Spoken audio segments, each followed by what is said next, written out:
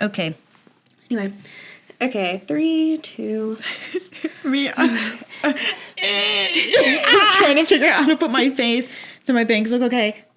Yeah, they're so cute. Thank you. You're so cute. Aww. Does it tickle? Yeah. Okay, 3, 2, 1. Hello, everyone, and welcome back to another episode of the What Was That podcast. I'm Jazzy. And I'm Addi. If you don't already know, Addison and I are two corporate workplace girlies. Yeah, the grind never stops. Full-time jobs, full-time podcast.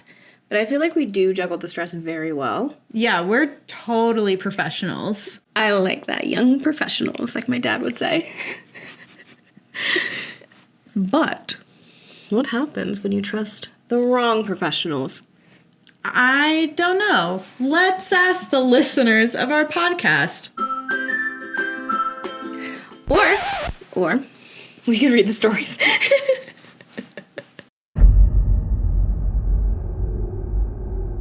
Story 1. A job interview I still think about. Hey everyone, first time poster. It's not the scariest, but one of the weirdest that left me with a strange feeling.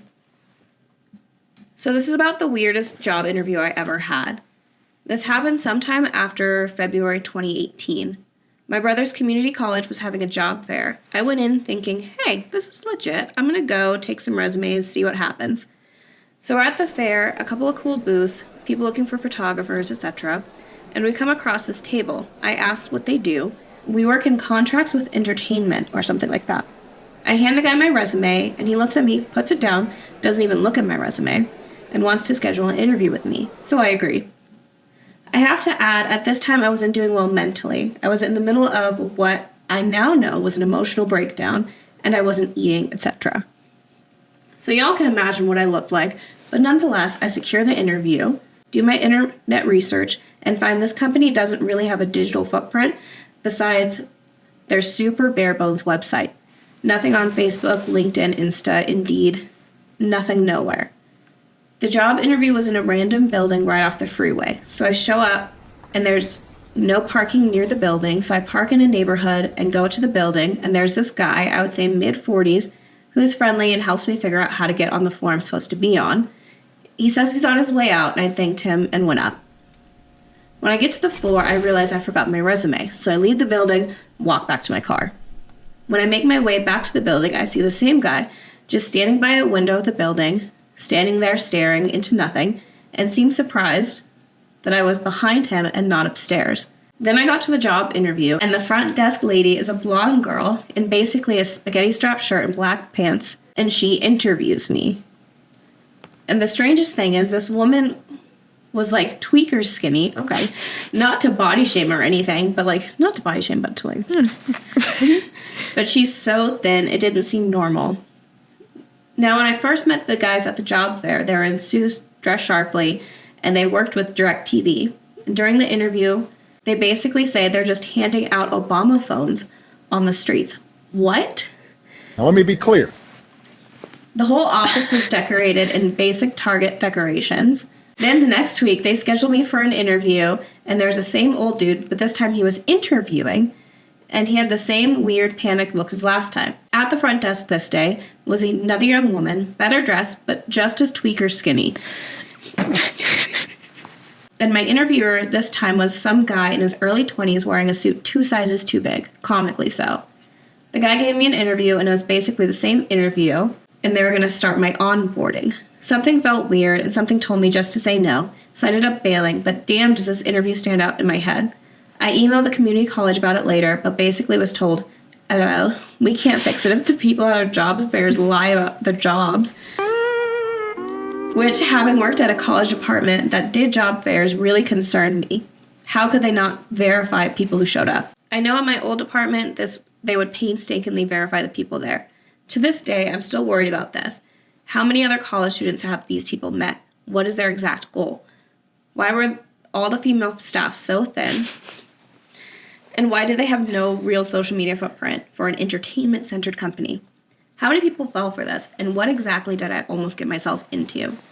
I would say probably a pyramid scheme. Yeah, definitely. Yeah, as someone who's almost been hired by a few pyramid schemes, I get in there like, This doesn't seem like a real job. This seems like definitely a multi-level marketing MLM. scheme. It is MLM, baby. MLM. There was a story. Oh, sorry. What were we gonna say? No, go for it.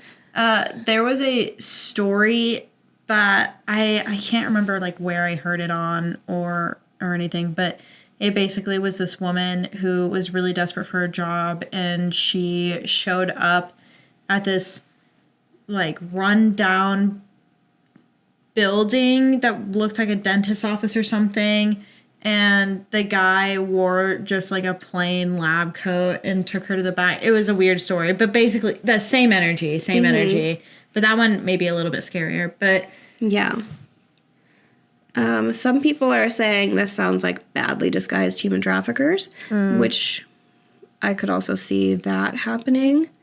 But yeah, I've gone to like different job interviews, and they're like, yeah, it's like some like random building that I've never been into, never even noticed. Yeah. And you like, oh yeah, go to the 3rd floor and talk to this receptionist, and it looks like a set for an office and not an actual office. Yeah. Like if I like flicked one of the walls, it would fall over. Mm-hmm. And yeah, you talk to the really young receptionist who...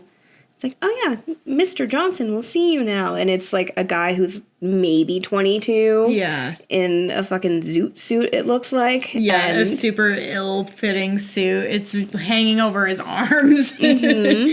Yeah. But no, I never took any of those jobs. So. Yeah. I've gone to interviews at, like, Starbucks and Panera and stuff for really vague companies that I didn't follow up with because the interview always felt, like, odd. Like, it wasn't anything super weird, but it was always like, oh, like, we offer this pay, but you only start off at this pay for this amount of time, and we can only guarantee this many months of work kind of thing. Yeah. Or they'll, like, blow it up and be like, we have full-time dental or all dental and health insurance and all of these cool things. And you're like, well, if you're such a big company, why are you meeting me at a Panera? Why are we not meeting at an office building? Yeah. There's this one job that I got in Atlanta, and they're like, yeah, you'll be training for a management role. And I was like, okay, cool, great that you provide the training. That's a normal thing. But then I get to it, and everyone's supposed to be in the management track. I was like, who are we managing if we're all managers? Yeah. And everybody's managing each other. Yeah, it's like all it really was setting up a product at like Costco and being like, do you like this hair straightener? I'm like, don't call that a management. That's not this is a sales job. It's like a cell phone business. Yeah, exactly. You get to run your own business. It's Mabel, or what was it? Mary Kay. Mary Kay, yeah. My mom still has Mary Kay. That's so funny. Mm-hmm. Yeah, Mary Kay got everyone at some, not me, but they wanted the cars. Yeah, me, 8 years old.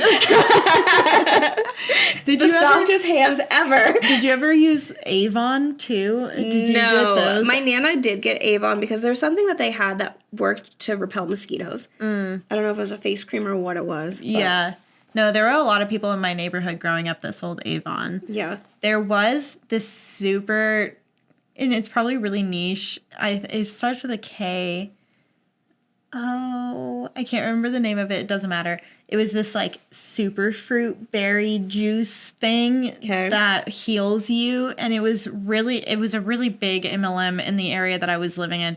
And so many of my friends fell for it. And one of the people that we would hang out with got an Audi. Yeah, from it with the big logo on the Whoa. side. All right. And then the company went bankrupt and you have to get it back. Lame. Yeah. Oh my gosh. So, yeah. My neighbor growing up had the Mary Kay car that she got. I wonder. Obviously, she doesn't still have it. That was like 20 years ago at least. Yeah. But. Yeah. He either had to give it back or he had to like take over payments on it. I can't remember now. Sucks. Now I'm thinking about it. Yeah. I'm trying to remember what the Kalani. It doesn't matter. Yeah. But yeah, probably an MLM. Yeah.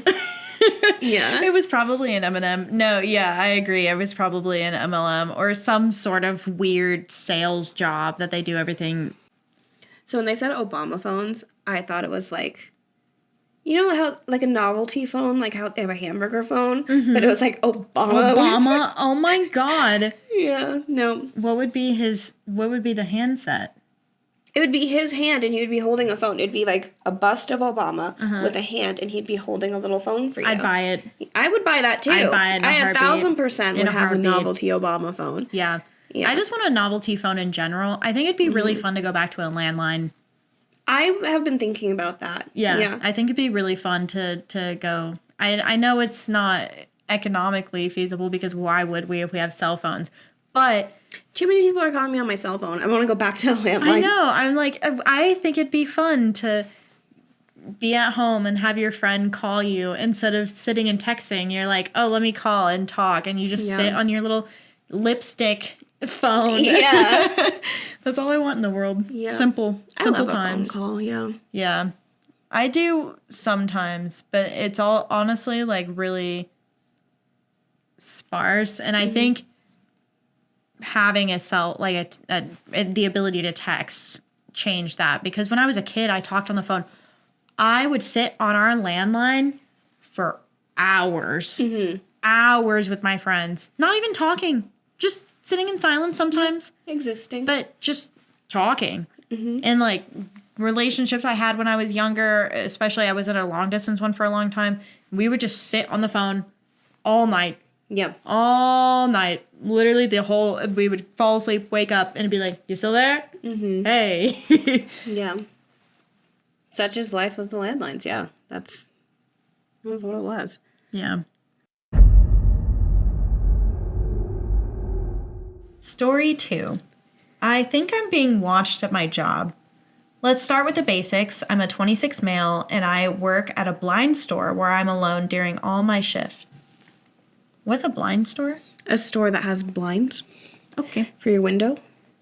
Oh!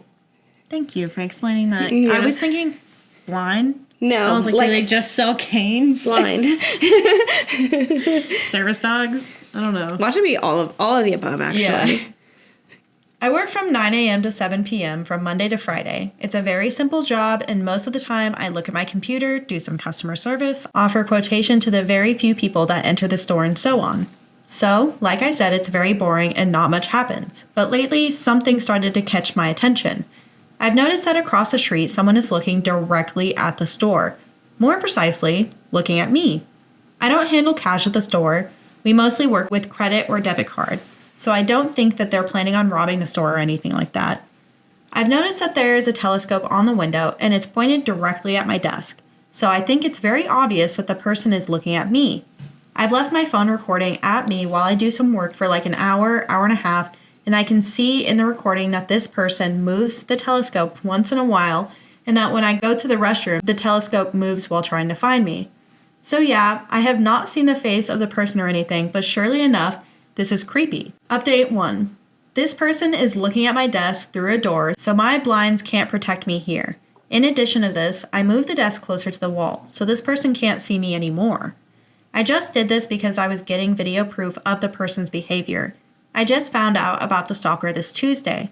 I don't know if he or she has been doing this for weeks. I just noticed now, so I'm already being really careful when I get off work. After reading all your suggestions, I have decided to go and have a little chat with the building administrator and show her all the evidence that I collected. I will do this today, and I may update this weekend if something worth mentioning happens.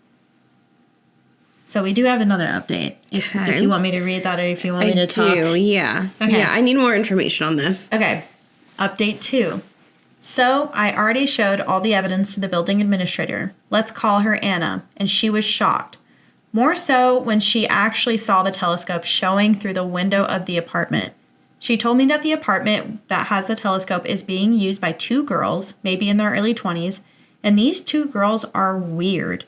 The apartments are small, but they are not cheap, and these 2 girls started living in them almost 2 months ago. Two. She told me that she doesn't see these girls leave the apartment very often, and most of the food and groceries are delivered via delivery guys. But something that does occur is that a man comes to the apartment every 2 or 3 days and leaves early in the morning. This man is the one who actually made the rental agreement and pays for the apartment, so he's probably paying the food and rent of these 2 girls. Now, Anna says that when the rental agreement took place, the man said that these 2 girls would be living there because of college, but she hasn't seen the 2 girls go to college or anything like that.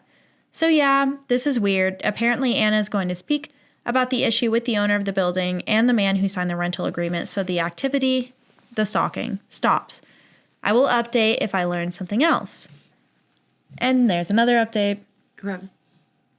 Do you want to say something first? I think that this could be 2 college-age girls who aren't going to class, and they saw a cute guy who works at a thing, and they're using their telescope to look at him. That's my theory. Yeah, that's kind of how it's playing off to me now, too. Just girly things, but it is actually, I see how that is creepy to do. Yeah, you're just like, you look up and there's somebody just... Yeah. Like, one of them's yelling at the other as she's eating her, like, DoorDash ice cream. She's like, hot blind guy is there. He's moving. Mm-hmm. Oh, maybe we can catch him going to the bathroom this time. Yeah, that is what I imagine. It was not, that is weird to do. It's weird, but it's not like... Okay.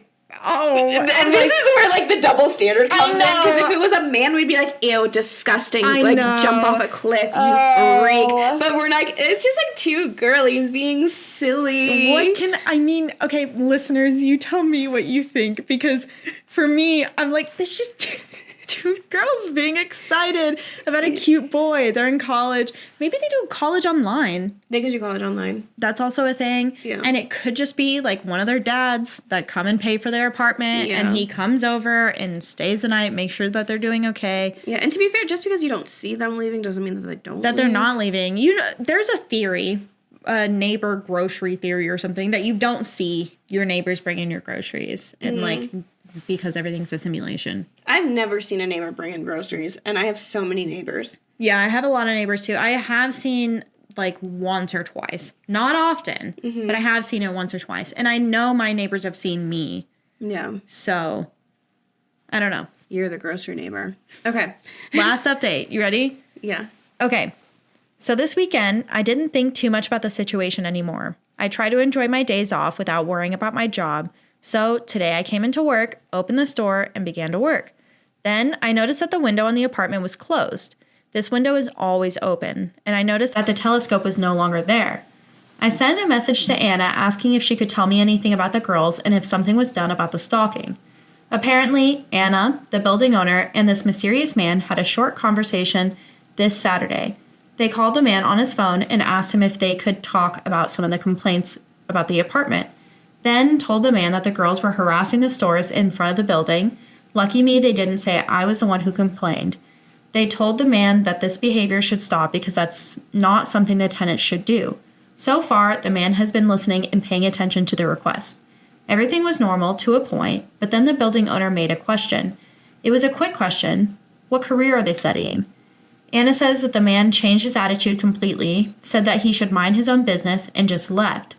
Sunday comes, and the man calls Anna to give her the keys to the apartment. He didn't explain why or say anything else, he just gave her the keys and left. Anna is very confused and also worried about the girls, mainly because she didn't see them when they left.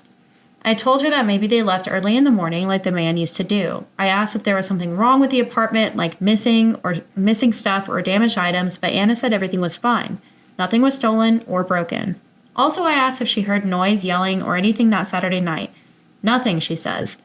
She is thinking about filing a complaint with the police because it feels wrong that they would just leave like that. If you ask me, I think that the reason they left the building was because the building owner asked about the girls. I don't know what to think about this. If Anna does end up going to the police, I will probably provide my testimony or something if that's helpful. Okay, I would like to say my first thing, I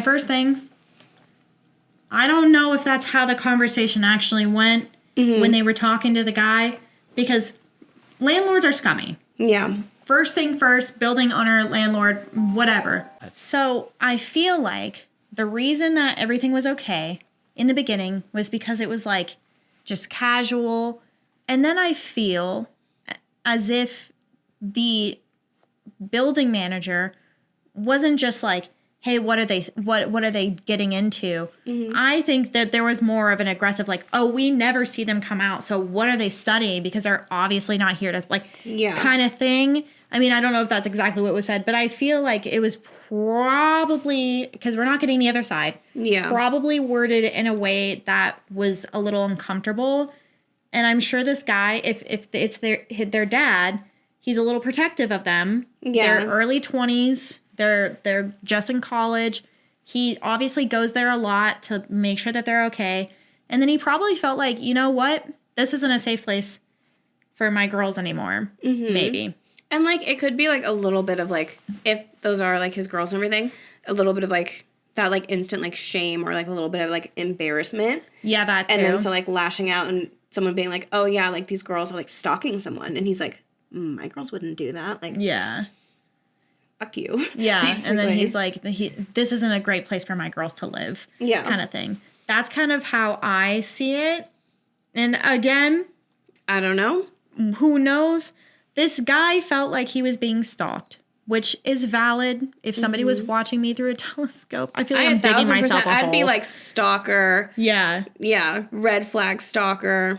But if I did find out, me right now, if I found out that there were like two 20-year-old girls watching us work through a telescope, I'd be like, yeah. Well, it's like when, like, I know this is going to sound weird, but, like, across the street at that building when there's, like, people, like, walking to their cars and stuff, there were those girls who, like, very obviously, like, just had, like, a cute little lunch or something, and they were, like, hugging. I was like, Addison, look how cute they are. Yeah, we do that all the time. We're like, look at that girl's cute outfit. Look at that. Cute. Like, I mean, it's people watching.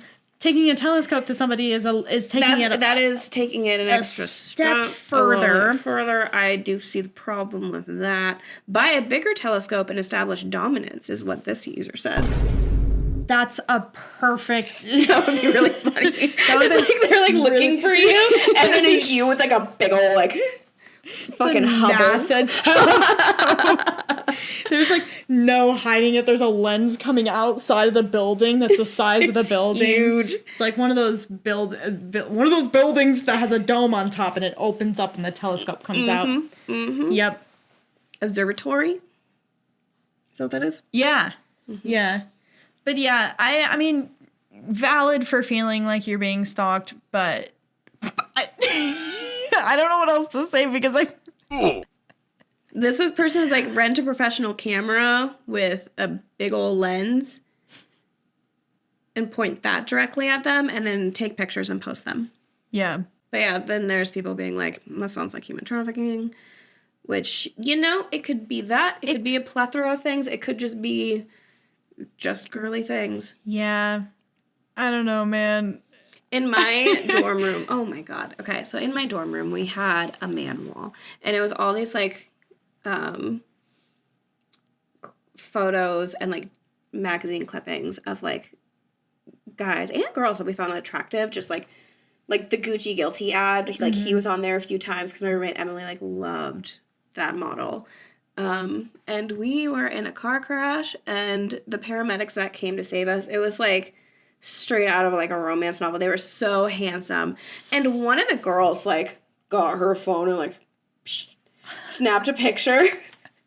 Guess what ended up on the man wall? So I feel like college is a feral time. Yeah. And again, double standard. Because it's like, because like that story that we read with that like reformed creep guy. Yeah. If this was a guy, we'd be like, you fucking weirdo. Yeah, we'd be like, that's such a weird thing. Dirty ass creep. If we turned it around, see, okay, we see it. Okay, we see it. We're trying, guys. Yeah. It's hard. Okay, can I say a hot take? Are we in the trusting circle, you guys? Hot take.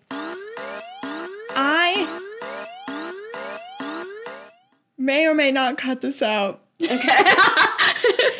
I think that men have had it so good being creeps and bad people for so long. Let the girls have it.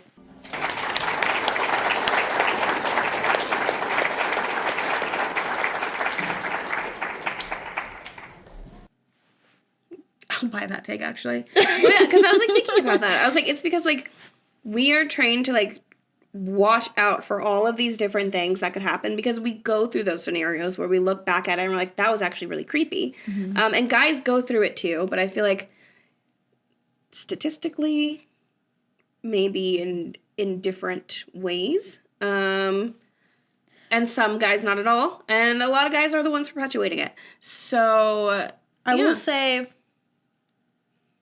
again, hot take, when men fear women walking behind them on the street, then we'll stop.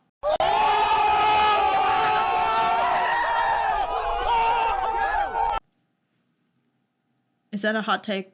I mean, it's not even realistic. It's not even stopping. It's like that is when you start doing like this shit with your keys. Yeah, I think women should be able to be a little creepy until men feel what it's like.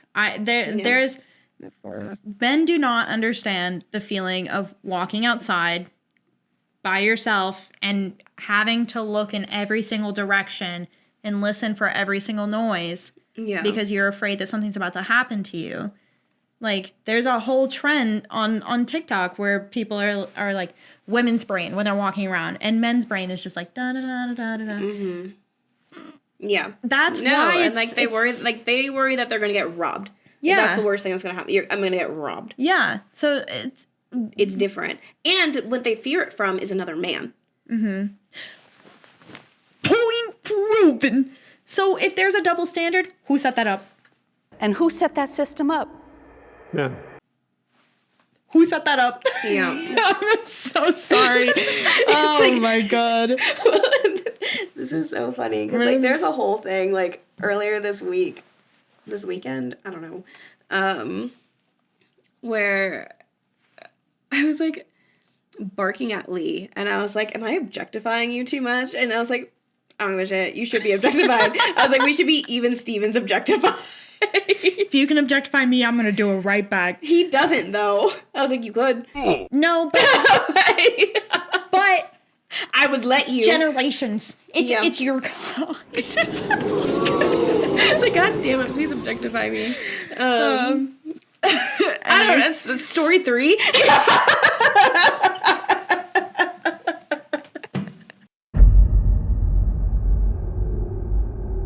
Trigger warning for talks of abuse and suicide in the next story. Story 3. Coworker is threatening to go postal. Okay. Recently at my work, maybe a couple months ago, we hired Austin. He seemed sweet at first, but we quickly came to find out that he not only had a temper, but that temper is let out with violence. A customer upsets him, he goes to the back room and beats the hell out of the lockers or other inanimate objects until his knuckles are bleeding and the metal is bent. Oh my God. He was charged a few years ago with domestic abuse against his own father, who chose not to press charges. He had told me it was for smuggling cocaine, but a coworker looked it up, as in our state it is publicly accessible. I don't know about other places. We found nothing about cocaine, only about the brutal beating of his father. He frequently threatens to kill himself. That's not the sentence for me to mess up my R's. He weed buttons. Sorry. I should note here, nobody has ever given him a reason not to like us. We've always been kind and caring. Our co-workers are our family. It's a small, locally owned shop, and we all care for each other and extended our love and welcome to him. Nobody has done anything to cause what I'm about to say next. Now I've learned within the past 25 hours, he has told 3 coworkers of ours, if I call you up and I say not to come to work, don't show up. I'm going to give this place what it deserves. Oh my God. I'm stressed reading this. Okay. He has told other people that he's going to go postal, shoot up the store. The owner and Austin's direct manager laughed it off to our faces saying, yeah, right, like he'd ever do that. That's stupid. Nobody would do that. Don't waste the police's time. However, the other department managers, as well as the rest of us, are highly concerned. Of course, we have no proof other than his word. Recently, he had a seizure and hit his head hard enough to crack his skull. He has not been allowed back to work due to medical reasons, obviously. He was sort of seeing one of our coworkers, who has been trying for weeks to distance herself, as he goes from being sweet to throwing fists, cussing, yelling, and cursing at her with no instigation. It has gotten worse since his head injury. I really feel as though we could be in serious danger. Should I give the police an anonymous tip anyway? I'm not gonna lie, I'm pretty unsettled. I've been shaking all day. I can't die here. I just got married a few months ago. I might be having a baby soon, I'm not sure yet. My husband, who I've been dating for 12 years, he would be devastated. I can't leave him like that. What should I do, guys? I'm scared. There is an update. Hey. Thank you for all your support. I just got off the phone with the police. There's no way they can guarantee my anonymity since the officers want to speak with myself and my coworkers on site. I requested that the operator make note that I called and I would contact all of my coworkers to who Austin made the comments to. I will see if everyone can meet at my house so we can tell the police exactly what was said. I will give you all a further update at 6 p.m. when my time rolls around and the store is closed. I think it's good that you called the police. Yeah, I will never take one of those things like lightly. I'm like, of course they're just joking around. No, there's literally so many signs. That is one thing for a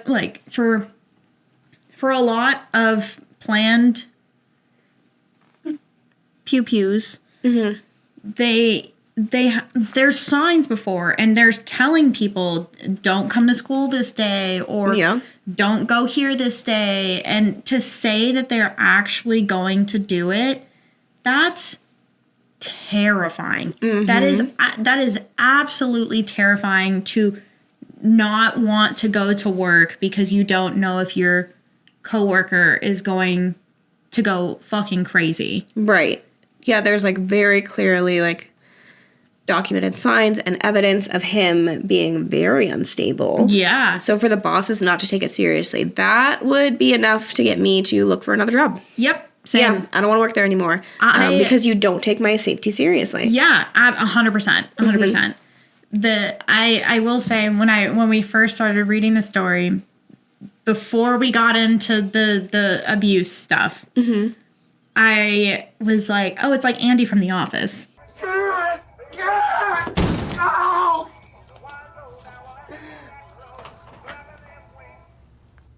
Yep. Mm-hmm. You know what? Honestly, Andy should have had an HR on his ass a little bit more. But yeah. I mean, I feel like a lot of people should have had the whole office. The whole office needed Toby to step his fucking game up. Yeah, Toby was just there hoping Pam chose him. It wasn't going to happen. No, and you should have gone to HR for that too, bitch. What the? Yeah, anyway. Honestly, yeah. So my first job out of college, the first day I got hired, I was told, hey, don't let this guy in.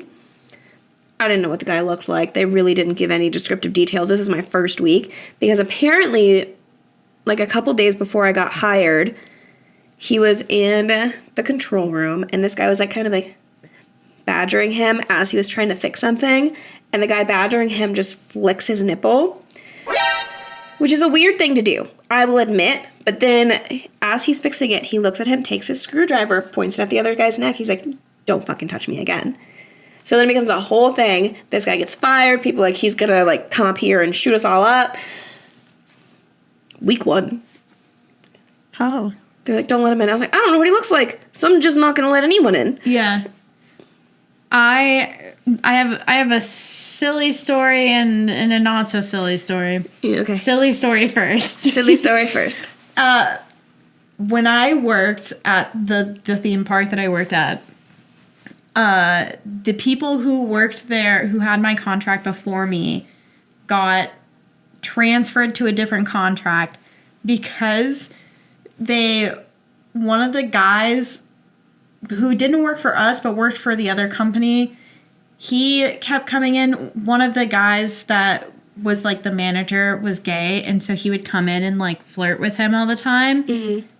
But then like run away back to his territory because he wasn't allowed to like be over there. Yeah. And one time he came over there and he ripped his shirt off and started waving it around in the restaurant area, and then climbed on top of the walk-in freezer. Oh my God. And was saying that the manager, the other guy, was going to R-word him.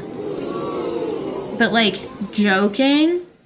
Okay. And so the other guy was like, get down. And then the big manager from the whole park came over and was like, you guys need to leave. Yeah. No, when I heard that story, I was like, that's fucking That's crazy. wild. Who does that?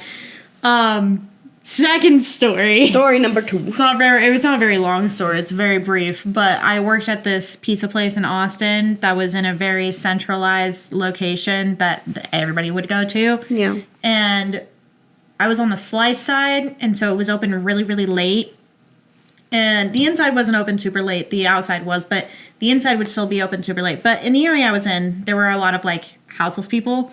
Okay. And this very specific guy would come in and kick and bite people if they didn't buy him a slice of pizza. So every single time we saw him come in, we'd have to be like, get out. And he would leave. But yeah. I mean, I guess that's one way to get people to buy you pizza. Yeah. Very interesting. Huh. Very interesting. Yeah. Just straight up kicking and biting people. Never had that thought cross my mind that I should just start kicking and biting people. I had a person at the same theme park, try to jump through the ordering window and fight me. Yeah. For what? Because the park was closing and they were mad because they were kicking everybody out of the park. So they threw water on my face first and then started trying to climb through the window. So This is evidence that more people need to go to therapy. yes. Because it's like, you shouldn't be that mad at this. So clearly you have something else going on that you really need to dive into. Yeah. For the love of God. Because Yeah. like, I've had a lot of like actually crazy experiences. Like looking back on it now. Well, I'm glad that you're okay. yeah, when was this? That's very good that you're okay. 5 years ago. Oh, okay. And they're deleted. So I they're think we're deleted. okay. Hopefully they're okay. Fingers crossed you made it out, buddy. But yeah, I'm glad you went to the police because like, Yeah, I hope that person gets help truly and doesn't hurt anyone else because that's so scary. You know what's really scary?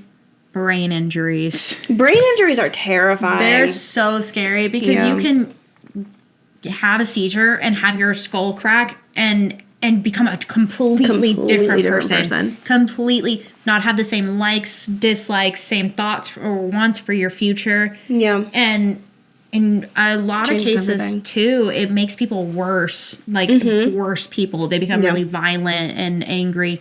There's a scientific reason for that. I'm not smart enough to tell you. Yeah. I will say, the car crash that I mentioned earlier, I definitely got a concussion from that. Like, definitely got concussed. But I was like, what's the doctor going to tell me that I have a concussion? So I didn't go to the doctor. In this economy. Yeah. But I definitely notice there's a rift. Yeah. Because I get tongue tied a lot easier. I still have brain frog from it. Brain frog. What did I tell you? This didn't happen before that concussion. I've had a lot of concussions, to be fair. Yeah. But that was a big one. But yeah, brain injuries are so scary. Or like an aneurysm is so scary to me. There's a kid. My water. I think in high school, he was on the soccer team that had just a brain aneurysm. Yeah, there was a kid in my high school. I had a librarian who had a son who was on the football team. Mm-hmm. Yep, aneurysm. I can't fucking talk either. This person's username is Ghostly Dicky. Hot. Their account is suspended. Surprise! Story 4. This is a very long one, but it's awesome, so strap yourself in. Buckle up, Buttercup. We're getting weird. All right, so this was originally posted on True Off My Chest, but this is now on Best of Redditor updates. So just knowing this has been copy and pasted around a bit. So okay. I'm weirded out, but I'm also going to be vague because obvious reasons. I'm 30s female and my stylist is 40s female. I got my hair cut today at a stylist I've been using for about 9 months now. I think this is my 6th appointment with them. I usually do a trim or cut style. Today, I went from long hair, high lower back, to an A-line bob. Dang. Again, since I started seeing this person, I usually get current style maintenance / trim. This time was a dramatic length adjustment. They took a picture of the cut length on the floor to add to their social media, then intending to add before and after to the two. That's totally fine and normal. They go to grab a broom, sweep up the hair, and place the dustpan on the counter for a bit. Again, normal. They grab the broom and pan and head to the back of the shop. They're gone a few minutes, no biggie. Then they go out to smoke. But here's where it gets weird. The bathroom is in the back of the shop too. I need to go and step into the back. I don't really notice anything on the way into the bathroom. I go and start to head back out, but I notice my name on a small clear tote on the table. It has no lid, but it has my hair in it. At first, I didn't really think anything of it, but I look closer and see it's not just today's discarded hair, but it looks like at least a few of my trim sessions, mixed in with what looked like potpourri and a little sand or something, and printed pictures of the cut hair with dates. The printer is sitting right next to it with today's discarded hair pick in the tray. There didn't seem to be any other containers like this when I looked around. It was fucking weird. So I took a pic on my phone. I honestly didn't know what to think or do and went back out into the salon. They came back in and I mentioned that I went to the restroom and they seemed to freak out a little bit but didn't mention it. I didn't really know what to say, so I just let them finish styling my hair, paid, and left. As a socially anxious introvert, this was my nightmare. I got home and the more I looked at this picture, the more ick I got. I ended up texting them an hour ago, sending the picture and requesting they remove the weird box of me and asking for an explanation. I said, "Hey, so I saw this and I don't know what to make of it. Can you help me understand what this is and why you have it? I'm not comfortable with you having this and request you please discard the contents. Also, even though I love my cut, I believe it's best if I find a different stylist." They haven't responded. So, we have a lot of updates. Okay. So, here we go. Update 1. This is December 1st, 2024. It's been about a week, and with the holiday, I've been all over the place, and I ended up going to the law enforcement to make a report last Monday. I'll likely end up going back if this person keeps contacting me like they have been. I'll give a little timeline. Last Saturday, haircut and discovered the weird tub full of my hair, texted the stylist about the weird tub, and said I'd be finding a new stylist. Hairstylist didn't respond. This is where I left off on the last post. A lot has happened since then. Sunday, I woke up to a bunch of texts from the stylist. It woke me up because even though I have D&D on my phone, I have a setting that overrides that if it's a repeated contact attempt over 3 in case of emergencies. Here's what I got. This is copy and pasted. 3:49 a.m. I don't recommend going to a different stylist because of this. It's not a big deal. Small towns and people talk, and you may not find anyone that will take you after this, so I'd reconsider. I don't like threats. 3:51 a.m. So I have your biological material and it's mine now. I can do with it what I want. I kept it because I can, and it means a lot to me. 3:54 a.m. Why did you send the pic? I know what it looks like. It's mine. Oh my God. 4 a.m. You need to respond to me because I think it's a misunderstanding about what this is, and it's not a big deal. And you're saying you're switching stylists, and it has me triggered. I do good work. You said so.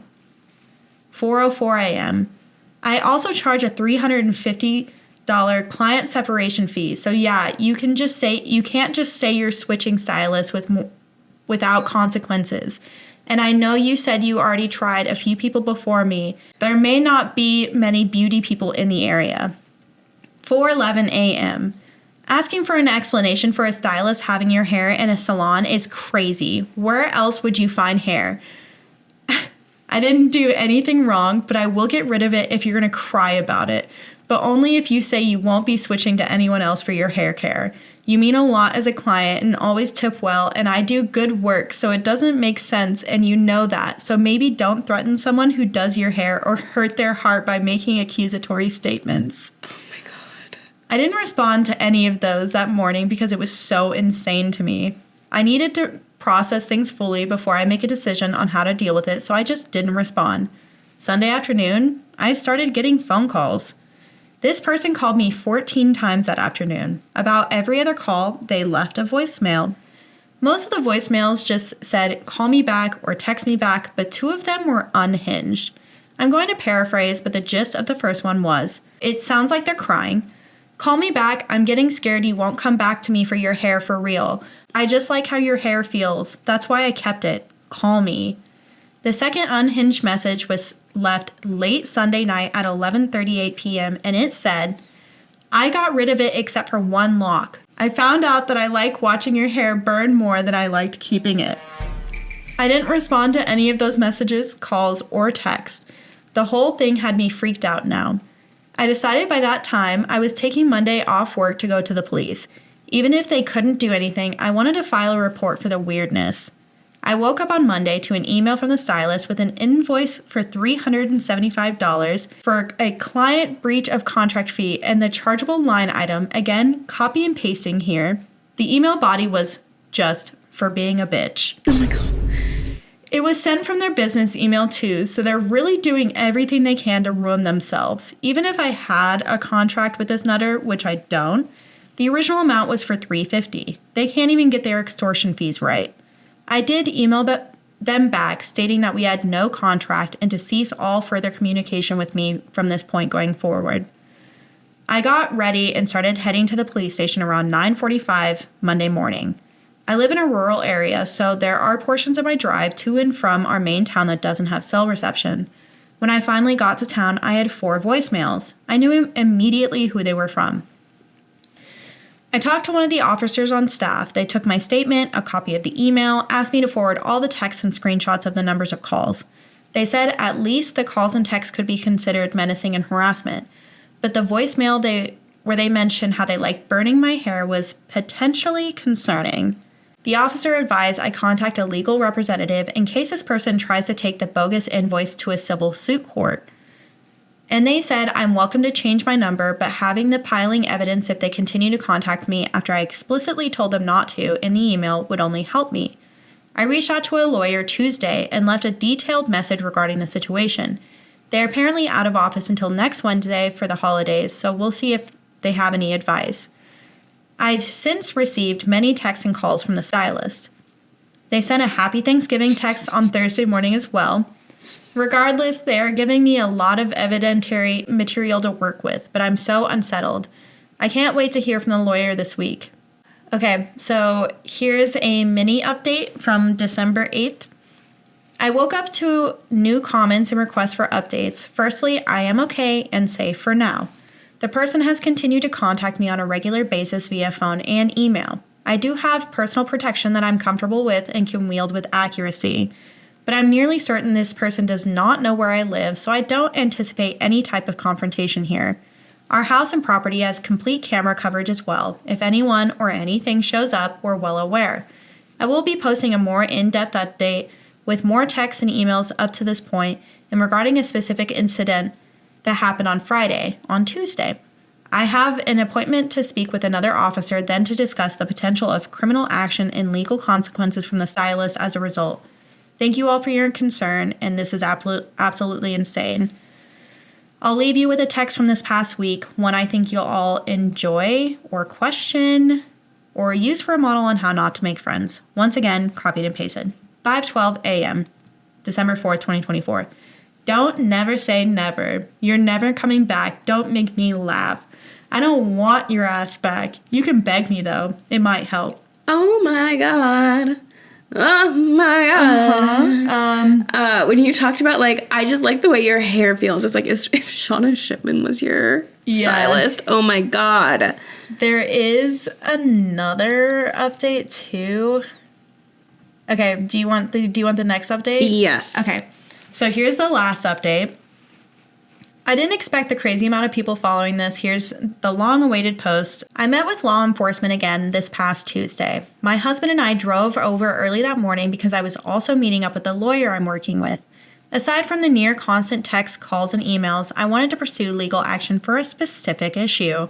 Allegedly, the style had tried to have my credit card canceled. Apparently, they used the last 4 digits of my card, called the customer service line for the card, and tried to cancel it.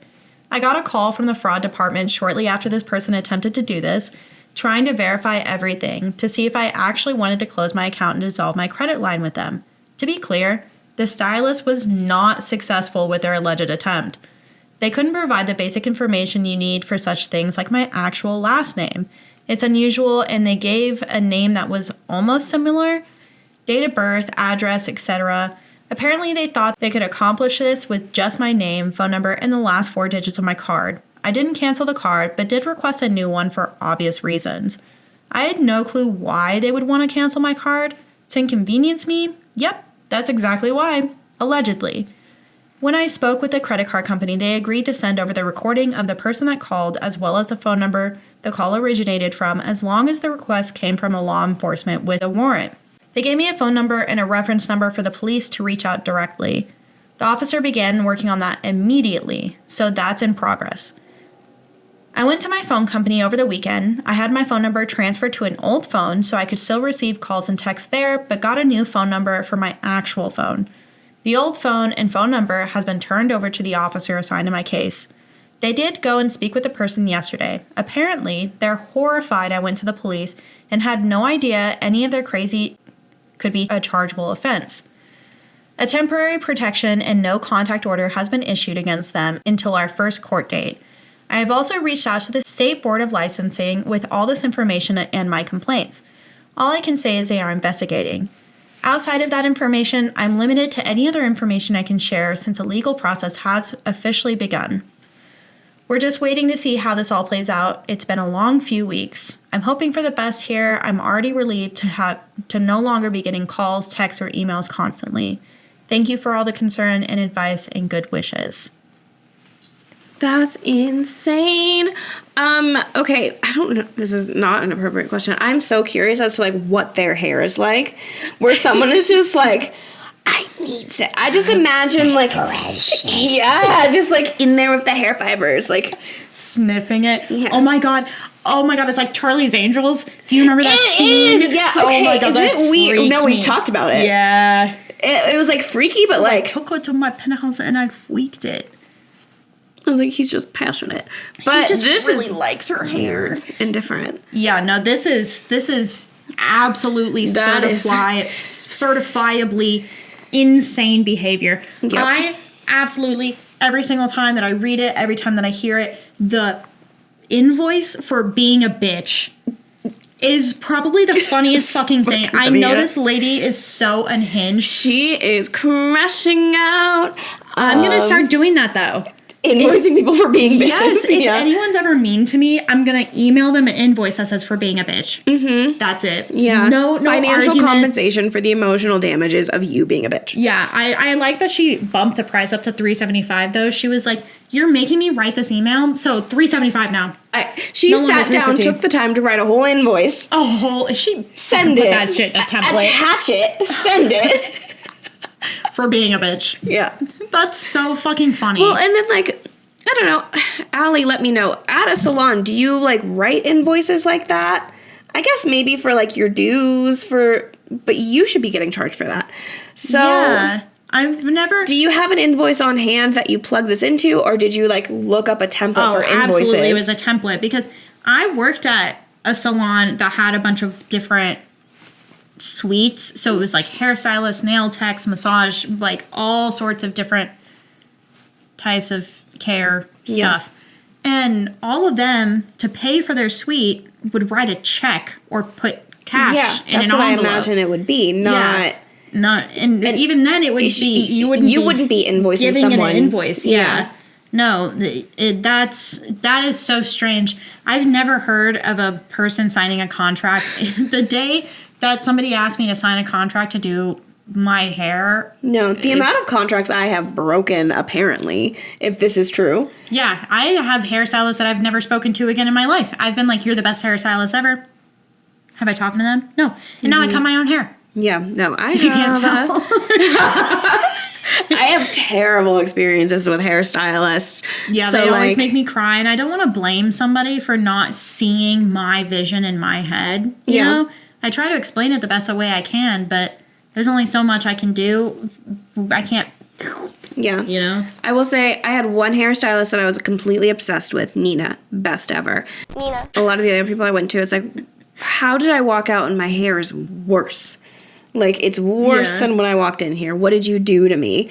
In 6th grade, this is where it all started. I had begged my mom for highlights for forever, and she finally let me do it. And I had, like, mid-back length curly hair, super long curly hair.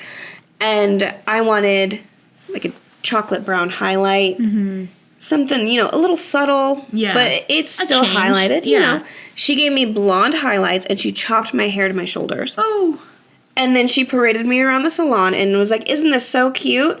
And as a child, I could not speak up for myself at all. And I also didn't want my mom to know that I hate it because she just paid for it. So I'm just like trying not to cry, being paraded around. She's like, isn't this so cute? And I was like, you ruined me. I've deleted every photo of me that exists from that time period. It was so bad. That's fair. I also had a similar experience when I was in the 4th grade. I had very long hair, and I think it was my stepmom. I honestly don't remember who took me. It's a very traumatic moment. So I'll probably block that out. But I had very long hair, cut it to here. And I have like wavy hair, so it looked really weird. Yeah. And I went to school the next day, and I sat down, and I'll never fucking forget this. And I'll tell you something, and I'll cut it out after this. Yeah. But this bitch sat down across from me and was like, excuse me, somebody else is supposed to sit there. Oh my God. And I was like, what? And they were like, there's a girl that sits here. And I was like, she called you a boy. it's me. Yeah. It's me. Yeah. And so that made me crash out. I've cut it short a couple times, and every single time I hate it. Yeah. But I cut my hair into a mullet like 3 years ago. Short mullet? Super short mullet. Yeah. Like super, I'll show you a picture. Super short. And I hated my hair for a year and a half. Yeah. I just recently started liking my hair again. So your hair's gotten really long. I cut my hair into a French bob during COVID. And it was really cute when it was styled, but when it wasn't, I looked absolutely insane, especially when I like would blow it out with a blow dryer. It was a perfect like triangle around my head. I looked absolutely insane. That's really cute. I love that. Everybody was cutting their hair during COVID, though. I did the same thing. I cut my hair short during COVID, too. Nina was the one that cut it for me. She's like, Nina, you sure? We've like worked so hard on getting. She's like, your hair is long and it's so healthy right now. And like, are you sure? And I was like, cut it off, Nina. In retrospect, Nina was right. Nina. But it's okay. I miss her. Yeah, but this it doesn't make sense to drive 4 hours to see her. Anyway, this hairstylist is absolutely fucking unhinged. It's nuts. That is so crazy. I cannot imagine crashing out over a client like that. They're like weirdly obsessed with you. They have to be because like 100%. What are they doing with all that? Why is it mixed with potpourri? First of all, like, what is that? Because it's only messing with the natural hair smell. So she can't go and like smell the natural hair now. It smells like potpourri. Yeah. And sand. Does Where'd it smell nicer when she from? burns it? If it's been soaked in potpourri? I don't know, man. Hair burning smells awful. It smells really bad. I had this friend when I was in the weird stage of my life who would sit and chain smoke cigarettes and burn all his leg hair off like at the same time. Okay. Your guess is as good as mine, man. Same reason that this lady's keeping a bag of hair. There was a professor at the college that I went to that kept her hair. It was her hair from her haircuts, and she used it in her art projects. Okay, well that's fair. Yeah, that's different because it's her own hair. I have a bag of my hair from when I cut it into a mullet. Yeah. Because my hair was about as long as it is now. And it was like the longest it's been in a very long time. Mm-hmm. And then I just cut it all off. So I kept a bag of my, like, this lock that came off. So I have a bag of it. It's black and orange That hair. used to be more of a thing of like, oh, giving someone like a lock of your hair. I want to go back to locks of hair and a locket. Yeah. That's what I want. I want someone to love me enough to put Quentin. Hey, buddy. To put a little lock of hair into a little necklace and let me wear it around on my neck. Nosferatu. Yep. That's what I need. Yep. Soulmate. I have tried to convince Quentin to give me like a little vial of his blood. Yeah. Because I would enjoy that. And they make, for all of you that thinks it's fucking weird, fuck you. Fuck you. Next question. Yeah, moving on. They have little jars that have like a coagulant in it. So you prick your finger and you put a couple drops of blood into the vial and it coagulates, so it makes like a little vial. It's not liquid, so it's not going to pour out. Yeah. But it has the blood in it. You know what this moment reminds me of? Did you ever watch the Megan Fox Call Her Daddy? Yes, where she talked about She's like, why is it so weird that me and my, at the time, soulmate do blood stuff, but you just like let random guys come in your mouth? Yeah. Like, who's grosser? Literally. Who's grosser? And I was like, you know what, Meg? You have a point. You have a fucking point. And that's the thing. Who's to say one bodily fluid is worse than I need you to watch Sinners. If you've seen Sinners, you know exactly what I'm talking about with the body fluids. Because there's like a few people who are just like, oh, but then there's like the book talk girlies who are just like, oh. And I need you to watch it so you'll know exactly the scene I'm talking. You'll know. Yeah, like, you'll know when you see it. About. There's a few lines in that movie where I'm just like, Haley Steinfeld. Oh my god. I love Michael B. Jordan. Anyway, wow, that was so crazy. No, that's a fucking unhinged crazy. story. I literally, the crash out is insane. I wouldn't even leave voice messages like that for anyone. I don't think I ever have. No. Don't let me know if I have. No, Because if I have, I was not sober, so don't. I have definitely like left the voicemails of like, I don't even want you anyway. You're disgusting and you're a piece of shit. And then the next voice says, please take me back. I know you don't want me to. Have I? It's possible. Do I remember doing it? Absolutely not. So it doesn't count. And that's not my problem. It's not my problem what I did at Past that you? Yeah. That was a different person. Taking accountability? I don't know her. No. Who's that? Who's that? I have never seen that man a day in my life. I'm gonna send you a fucking invoice for being accountable, bitch. Yeah. Okay. Oh my god. Okay. There really is nothing like fearing for your life in a place of business, is there? I certainly don't think I'll ever get my hair cut again, that's for sure. Maybe we just shouldn't go to work anymore. Would that fix all of our problems? I don't think so. But I know what would fix all of our problems. You liking, commenting, sharing, subscribing, Spotify, Amazon, Apple, all of that fun stuff. We have TikTok, Instagram, Facebook, Reddit, all at _the pod. And if you want to email us with your own personal stories and write in, you can email us at whatwasthat.thepod@gmail.com.